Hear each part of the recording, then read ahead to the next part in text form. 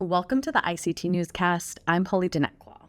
Today we're taking a look at some of our stories that continue to inspire, inform, and empower Indigenous communities across the country. Language isn't just words, it's love, memory, and responsibility. Chris Bryden reminds us that when we speak our truth in our language, we honor our elders and our future.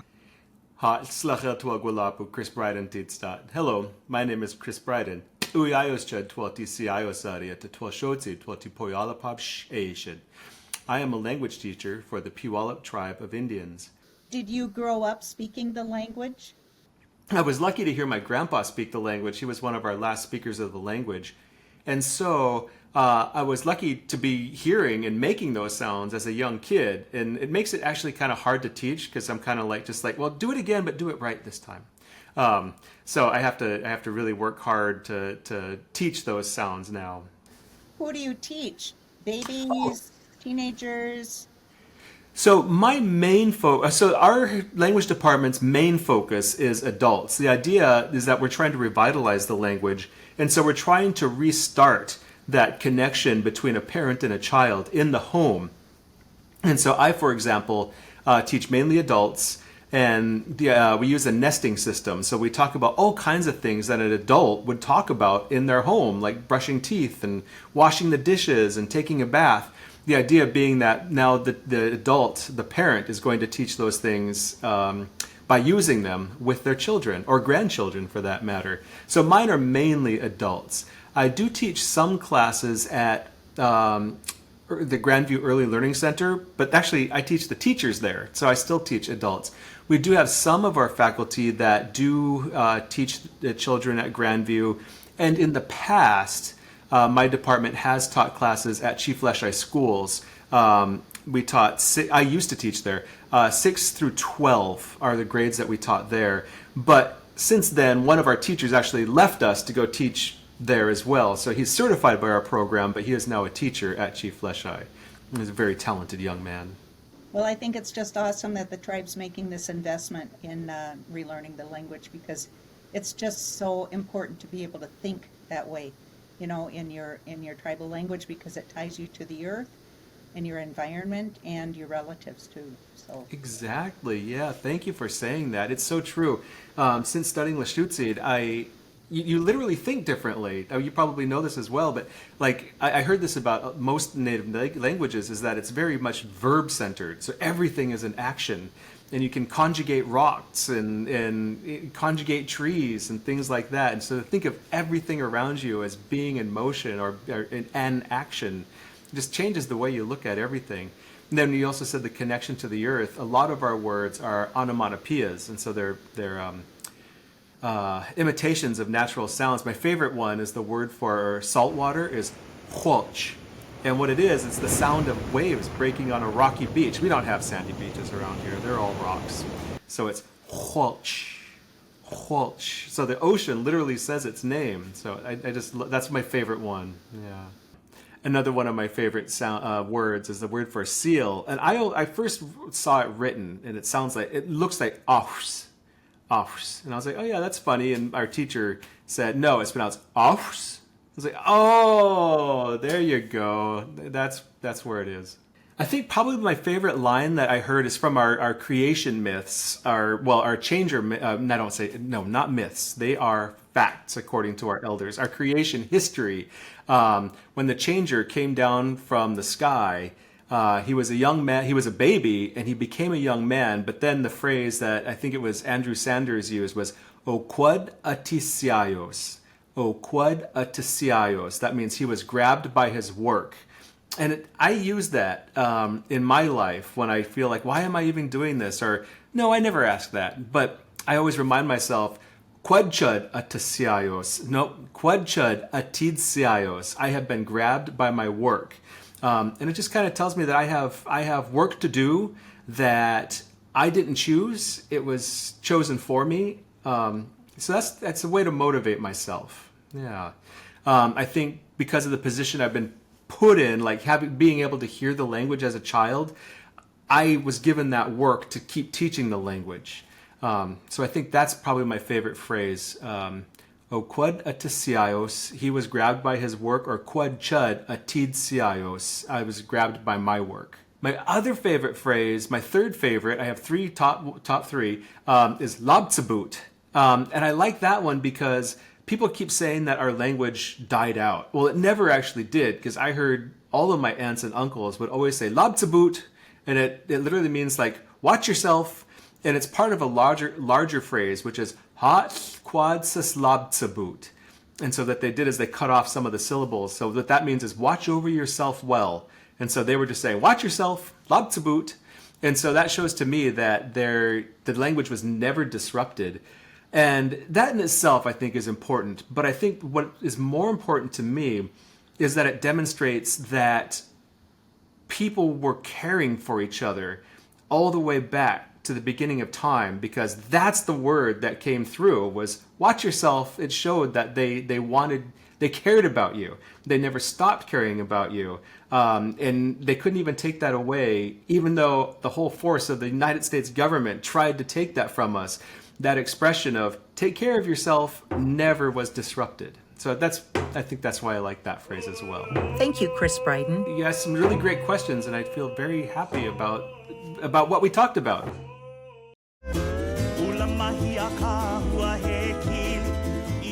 A ohe pau ka ike I ka halau ho'okahi.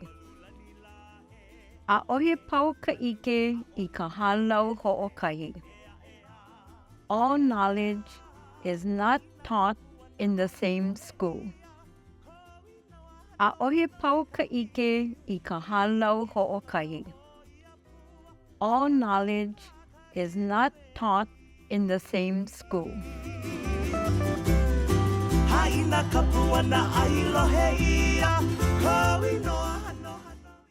From Southwest Flavors to Indigenous Pride, Chef Michael John, who is Navajo, is stirring up tradition with his barbecue sauce, Navajo Mike's, down in Phoenix.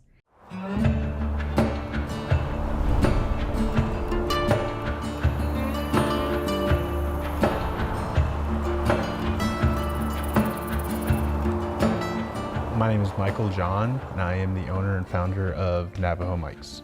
I think I was 14, picked up a job at my buddy's dad's restaurant as a dishwasher. You know, I bugged him forever. I needed a job, just wanted to be in it. It wasn't me personally being like, I want to be a chef or anything. I just, wanted a job, and I just kind of embraced it and slowly learned, to cook. And then he was like, let's put you on the line now, and started taking that in, and then eventually going to a different restaurant and just start growing as someone that can cook all these foods, and just, kind of fell into it, and I, started loving it and just embracing the whole culture of it.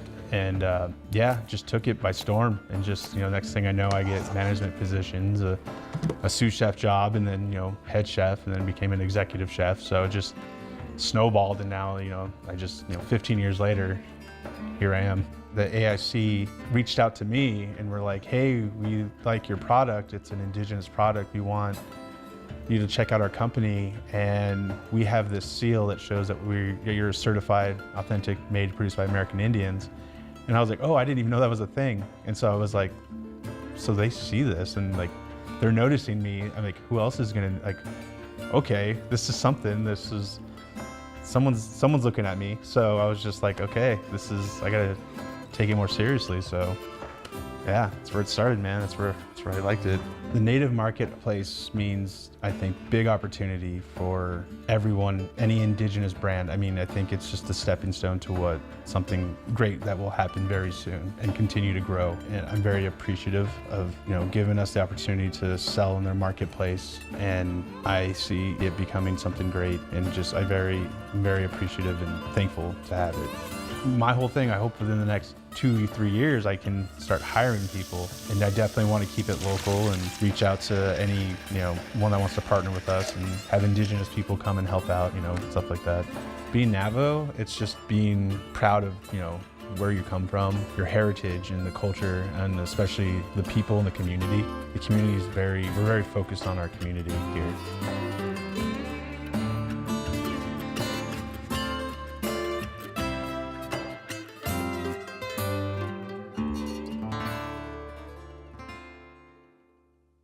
In New Mexico, artist Jess Littlebird is turning a classic car into a conversation. His petroglyph is where Pueblo art meets lowrider culture. Take a look. In Albuquerque, New Mexico, Old Town is a beloved time capsule showcasing culture, cuisine, and cars. The plaza is where car enthusiasts come to display their four-wheeled works of art, one of which is in a lane of its own. Jesse Littlebird is a local artist from Laguna and Kiwa Pueblos who has ventured from film into painting and now is bringing his talent onto a whole new canvas. His art car is titled Petroglyph, which he calls a rolling piece of pottery. When creating the car, I had the utmost respect and honor for lowrider culture in that I'm not denying the influence of it, but I'm also not asserting that it is a lowrider because it's really not a lowrider. It's in its own little category.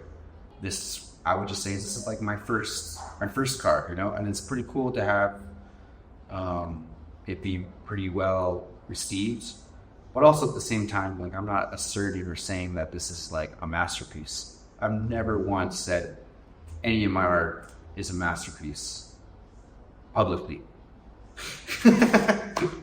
It's fun, I don't think it should be so serious all the time. Sometimes we just, we like making pretty things, and people like, I remember this pretty thing, because I see that. I've seen my things that my uncles and aunties made. Like I said, my grandma and grandpa on both sides of my mom and dad's side, they grew up in a generation where art wasn't really seen as a viable thing to put your time into. They're from a generation that's a lot more hardened, and a lot more like, they grew up during like an industrial revolution, whereas like now, native arts is kind of like, it can be seen as a viable form of income. It's its own little economy. The saying goes, a lot of people have walked so I could run, and I really am appreciative of that, and I acknowledge that every single day that I make anything. From pop-up events to Santa Fe Indian Market, younger generations of Native artists are reaching new levels of recognition in modern art spaces. Littlebird is making his own name as locals have been admiring this rare auto art flowing with that rich adobe color and familiar Pueblo designs. The car is a representation of applying contemporary pottery painting techniques on a three-dimensional medium.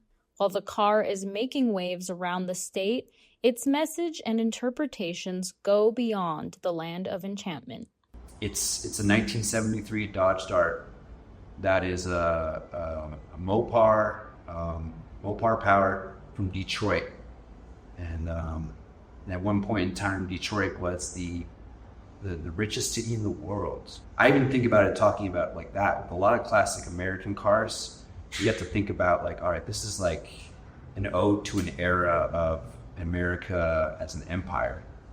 A lot of these like classic American muscle cars from that time period kind of represent that. When I decided to paint a car, I was really trying to figure out where I fit within that spectrum. A lot of car culture and lowrider culture is kind of based on like socioeconomic things. I always looked at this crossover with Chicano culture and Native culture. I have many different friends that are, we're all mixed blood people, not one thing, especially here in New Mexico. And I think that a car can kind of cross a lot of those borders and bring things together. And I had like a great response to that. That's what really makes it worth it to me, is seeing wide spectrum of people that are excited about it and get it like instantly. That's what the purpose of it is to like have not me talk about it, but what is the response to it? What is the discussion around it? What is the ideas behind it? Paris Wise, ICT News.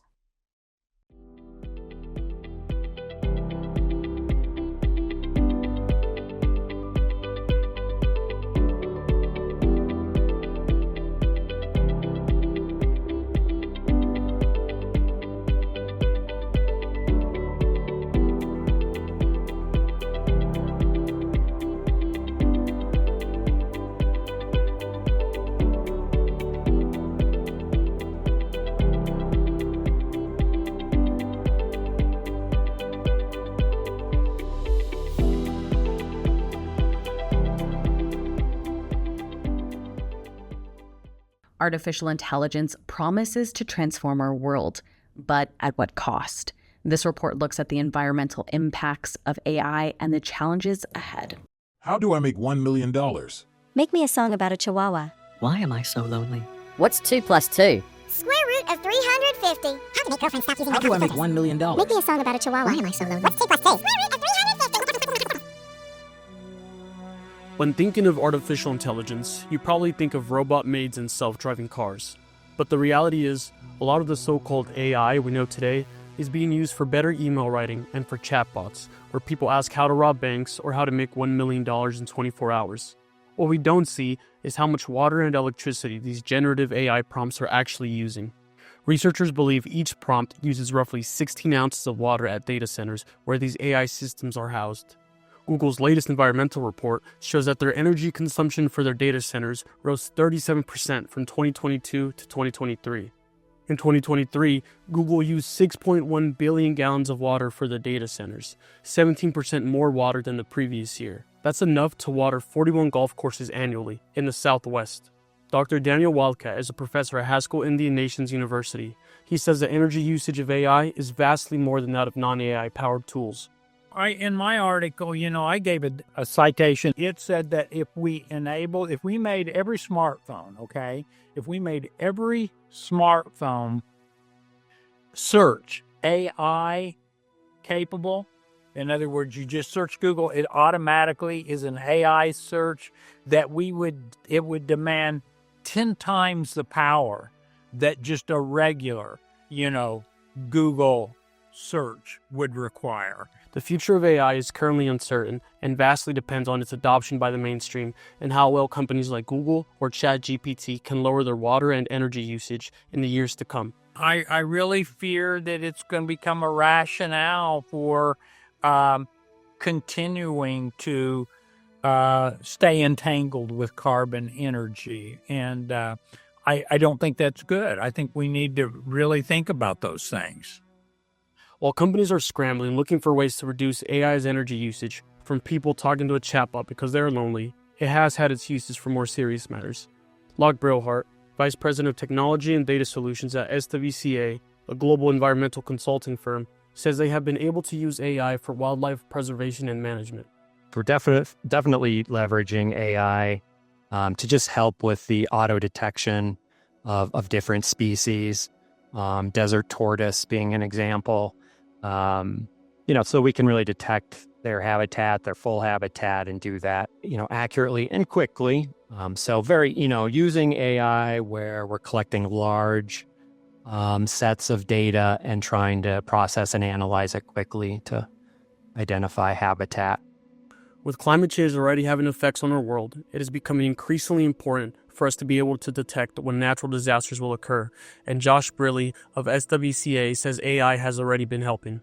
The European Space Agency was holding a competition. They had remote sensing data from various satellite sources, and they wanted to divide the landscape into different erosion categories, basically how susceptible they were to a landslide type event. And so this was data taken from a snapshot in history before there were a bunch of known landslides. So we could take that model, predict where there would be a landslide, and then check where there actually was a landslide and see how well the model did. If you can get a good idea of what's on the ground before an event, then you might be able to predict the outcome. So, what does AI mean for our planet? On one side, AI is used for seemingly ridiculous things like chatbots, and on the other, it is mitigating the damage of natural disasters and helping to preserve wildlife. Only time will tell if the benefits of AI outweigh its energy usage, and that is heavily dependent on if the companies who use it are able to find ways to cool their data centers. For ICT, Daniel Herrera-Carbajal. Drumming, singing, and passing it on. A drum group from Montana's Rocky Boy Reservation is leading with sound and spirit. Journalism student Marley Barbo-Eisel reports from Bozeman, Montana.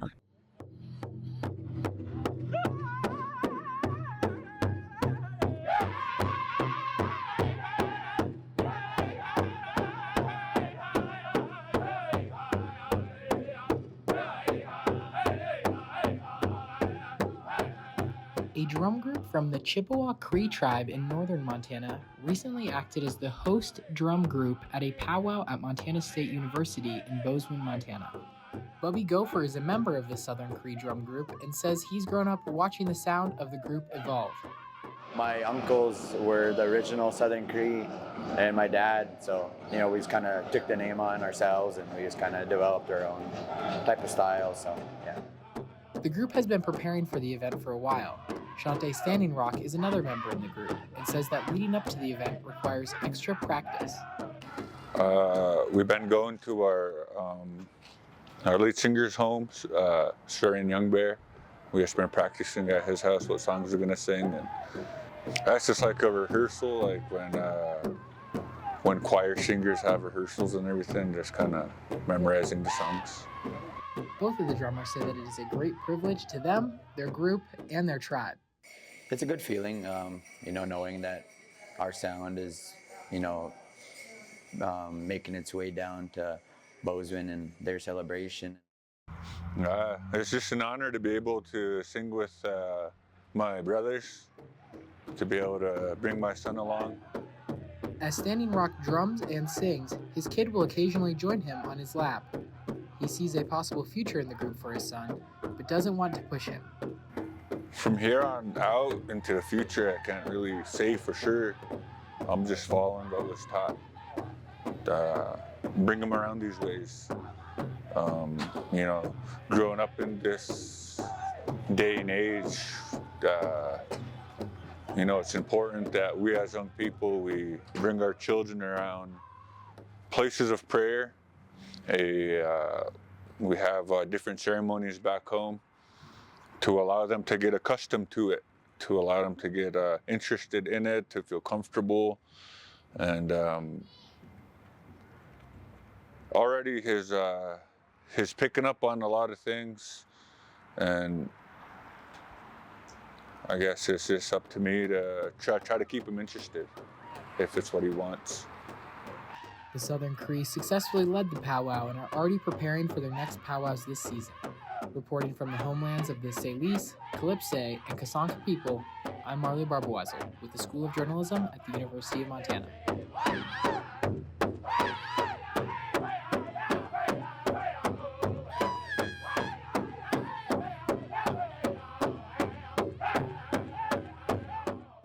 In Alabama, the Poarch Band of Creek Indians is building food security from the ground up.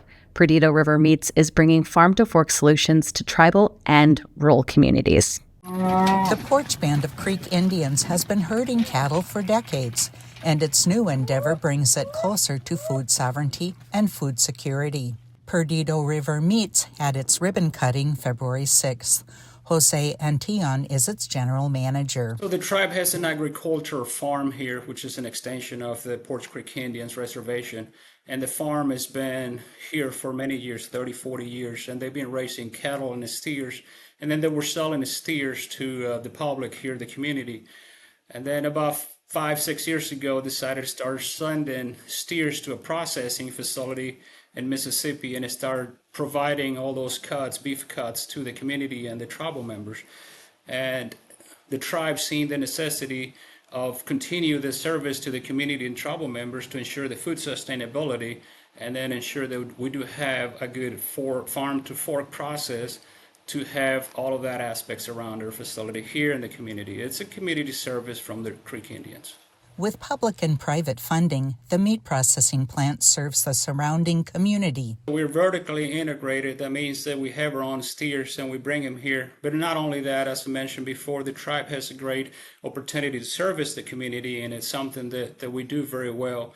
So with that service, we're providing that processing here for the farmers and ranchers around that area, so they can bring their steer, we can process it for them, take it, or at the same time, we can get our USDA to inspect their steers and they can sell it to the public if that's what they desire to do. Perdido River's current farm operations manages more than 700 cows and 35 bulls on 2,900 acres. This facility, once we're up and running at full capacity, has the ability to process 25 head per day. 125 head a week. So we're very small if we compare ourselves to the big competitors on the out west, but this facility is the biggest one in the state of Alabama. So it's something we're very proud of doing here, and very proud to participate into that aspect. So we're not competing with the big fish We're not competing with the big guys on the market. So we own our own steers, so we're not on a steer market. But at the same time, it's something that the community needed here. They want to know where the food is coming from. They want to know that we're sustainable, and they want to know anything about hormones and antibiotics is something we don't use in our cattle here. So we're not competing to the retail stores. We are providing a service to the community and the farmers around that area. For ICT, I'm Shirley Snavy. And that's a slice of our Indigenous world. For all the latest, visit ictnews.org. From all of us in the newsroom, stay safe, my relatives.